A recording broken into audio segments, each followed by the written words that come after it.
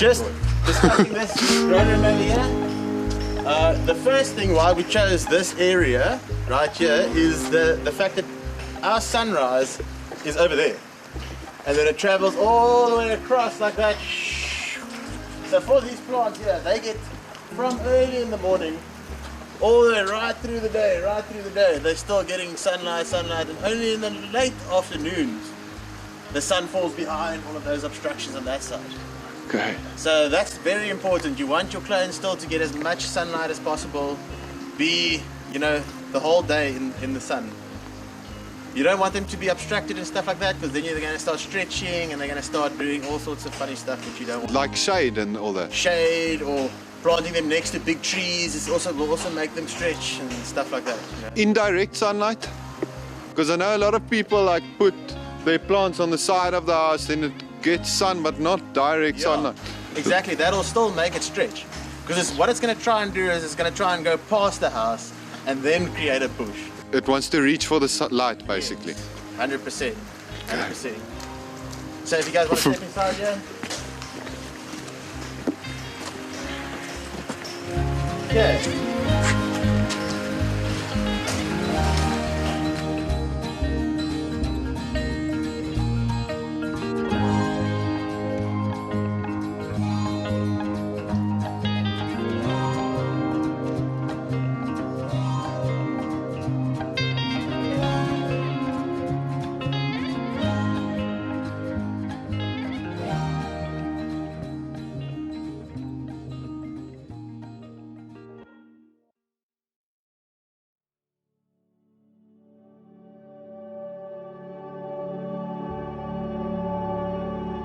When we started in here, this was just an empty car park, and we had the corrugated roof over it. Ripped off the corrugated roof, and we just put a thin layer of cement over the pavement, just to stop all the water from getting stuck and the soil from getting stuck. You can see with this piece here with the pavement, it's very dirty like this. Okay. Where compared to that, that's easy to clean, easy to sweep, and it just makes it a lot simpler, you know.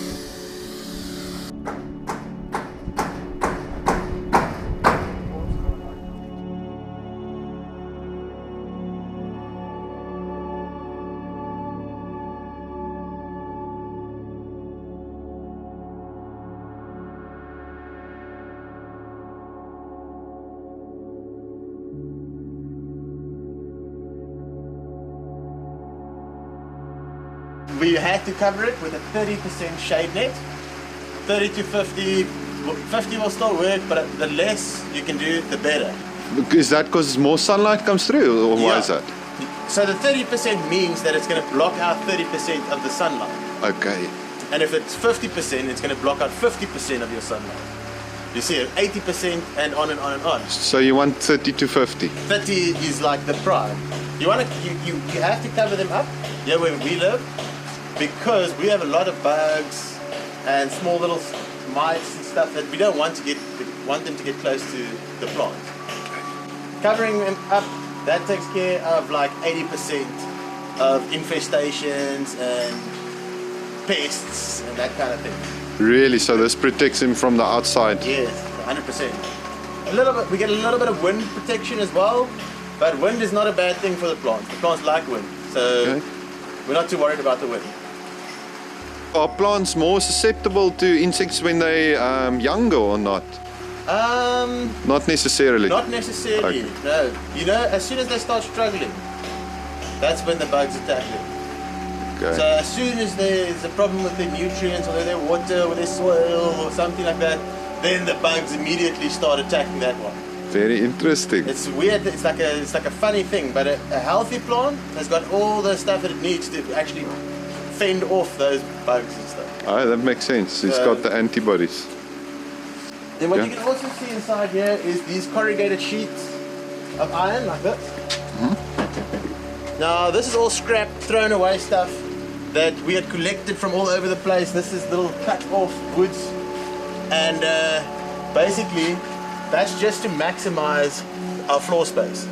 So we would have only been able to fit in maybe 250, 300 plants in here, but now because we've got the staggering up and down, we can do 400 plants. So you managed to multiply your space by just using the vertical space. Almost double this amount of space that we had from just creating these little pyramid-like looking stuff in the middle, you know. That is excellent. Very, very useful for when you're growing in tight spaces or you don't have a lot of space. You know, people think it's counterintuitive because you like building up stuff that's taking up your space, but it actually, when you work out the amount of space it adds up, it's almost double. Almost double, yeah. Almost. We are right. Aha.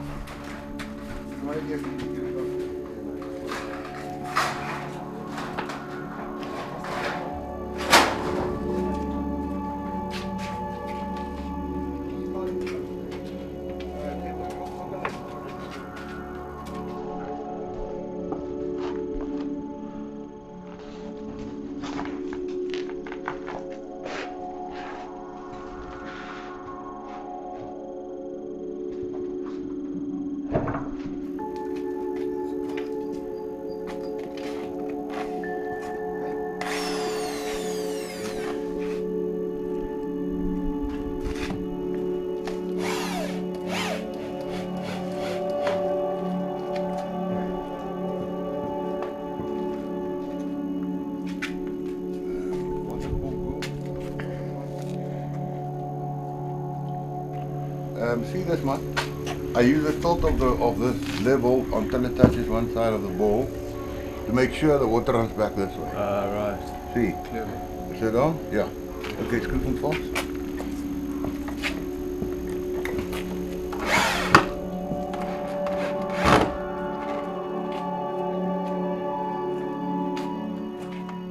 So all of these plants, we do have dripper irrigation in here, but we've just been watering them by hand. We've actually taken the drippers out and we're just watering them by hand because that gives us a nice opportunity to have a look at each and every single one of them and, you know, interact with every plant. It takes us about an hour a day just to do the watering, but it's so worth it. You know, when each one of them have got a dripper in and they're just doing their thing every day, you forget about it and you kind of just expect them to be cool, and then you don't catch the infestations quick enough.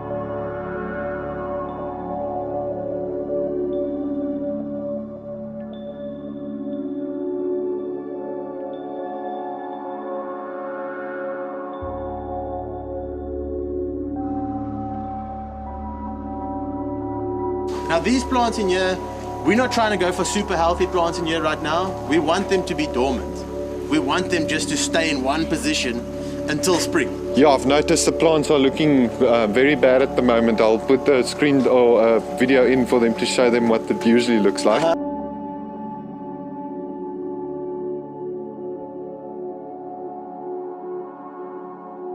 This is late winter for us now.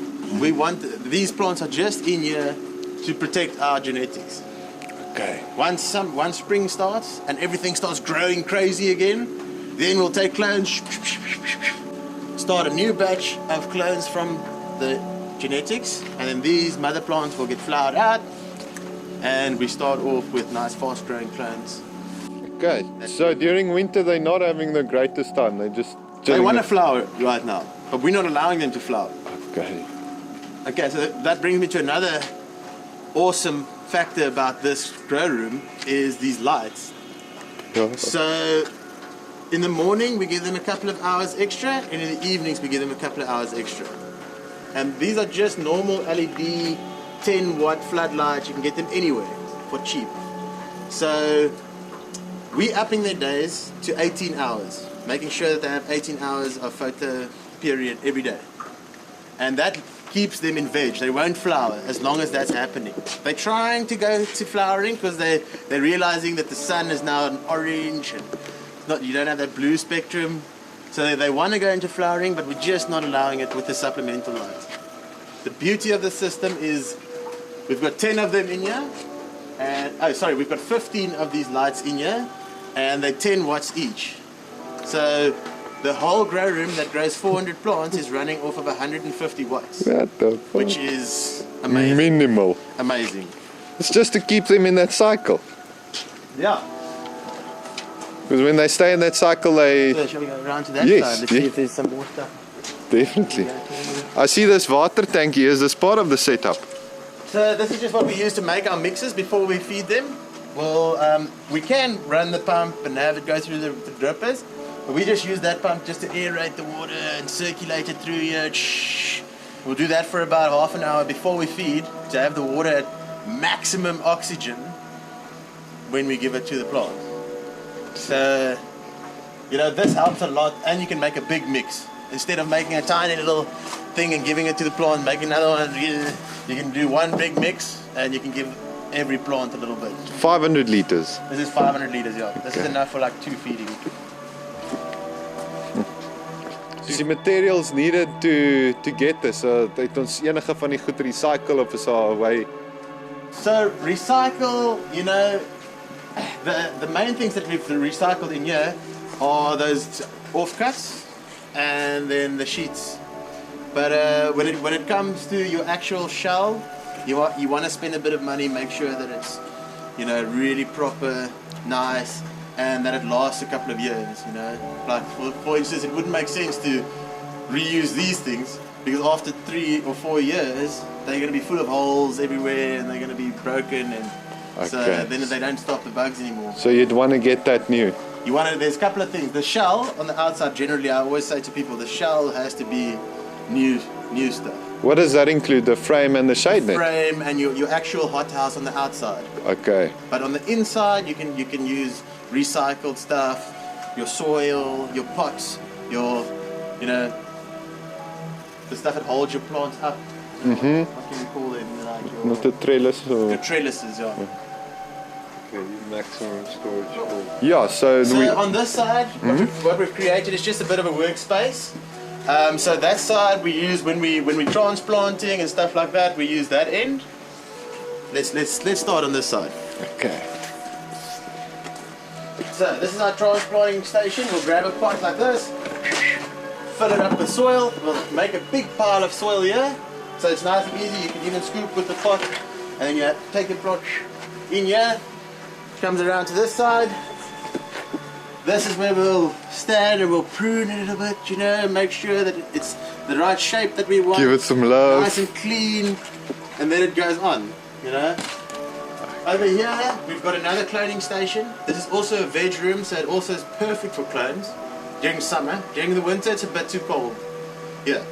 But during summer, that's perfect for taking clones. If there's stuff that we want to protect, that we want to safeguard those genetics, we'll just cut like 20 or 30 clones off of that plant and straight in there. 2 weeks later, we got the 20 little.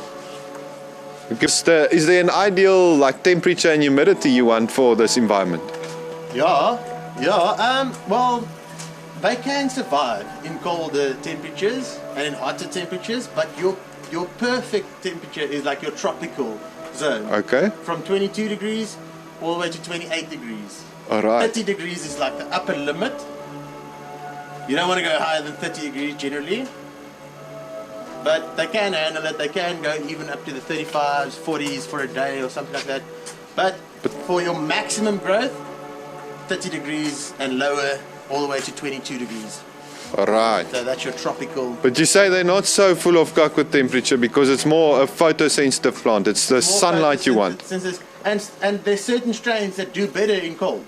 And certain strains that do better in warm. Okay. Like the strains that generally come from Africa will do better in warmer climates, where the strains that come from colder places will do better in colder. And once again, the thing with humidity is just if it's too humid, it'll cause mold and all that. Yeah, humidity is not a problem for the plant itself, but it causes a lot of little things to grow on the plant. You know, Okay. so the plant will be fine. It won't get sick or something, but you'll start getting mildew. You'll start getting root rot. You'll start getting all these. So this makes the setup quite nice because I see there's lots of spaces for fresh air to come in. Does that help to prevent the mold? That is a big thing. You know, the more air movement you can get in your grow room, the better. A lot of people, I see this happen all the time, where people set up grow rooms and they don't even think about air movement. They're like nutrients and water and this and that and lights, but they never even look at air movement. Oxygen. Air movement is your number one reason to keep your plants healthy and pest resistant is good air movement. Okay. In an indoor room you want like fans. Here by us we've got lots of wind that comes through and we try and design our places so they actually catch the wind of it. Yes, there's some windows Go through and it, you know. Okay, so over here we've just got some storage space. This is just to keep all of our, we've got pH meters and all sorts of stuff in there. We keep our books and stuff. And pots just helps to keep stuff a little bit more neat and, you know, organized. Makes things move smooth. At the moment it's a workspace, you know, so you can see it's been used. it's utilized It's quite not often. perfect, you know. It's not perfect, but it doesn't have to be perfect. That's the thing. It's like you make it as neat as you can and as perfect as you can, but it doesn't have to be As long as it's functional. picture perfect. You know, Yes. People are sometimes more worried about how clean, how neat their places are than the health of their plants. You know. So, There's a big thing there. here's an important one. Generator. Generator. So, That's not Africa, I especially think. here in South Africa, we've got load shedding all the time. Plus, the electricity on its own is already not very reliable. So, we have to have generator backup. Just to make sure those nights when the power's off and the lights don't go on, we can fire up this bad boy, plug in the lights, and run one time. So, having backup electricity is a must for us in this grow room. A must, the absolute must. When you look up here, this is the only little timer that controls the lights. Tiny little time. The tiny little timer. So yeah, just one timer keeps this whole place in veg all year round. And on this thing we can see that it switches the lights on at 4 and it switches it off at 8 in the morning, and then it switches on again at 5 in the afternoon and it switches off at 10. Okay. So from 10 to 4, from 10 p.m. to 4 a.m. They're sleeping. they're sleeping, which is 6 hours. Okay. So that gives you your 18 hours photoperiod. That's what we want, to keep them in veg. Aha. Yes, ons verduidelik die infrastructure beautiful.